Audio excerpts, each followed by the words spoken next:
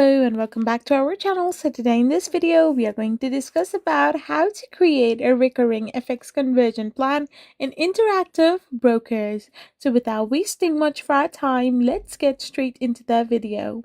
So to create a recurring FX conversion plan in interactive brokers, all you gotta do is simply tap open your interactive broker account.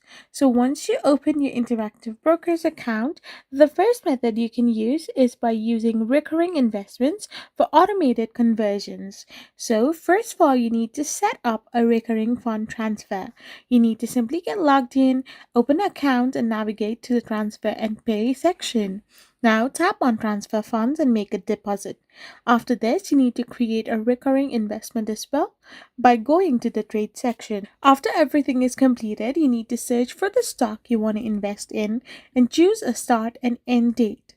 Now, once you have done this, enter the amount you wish to invest and then review and save it. This is how you can simply do it. I hope you found this video helpful. So don't forget to hit that subscribe button and do give us a thumbs up. We will be back again with more informative videos. Thank you for watching and stay tuned for our next video.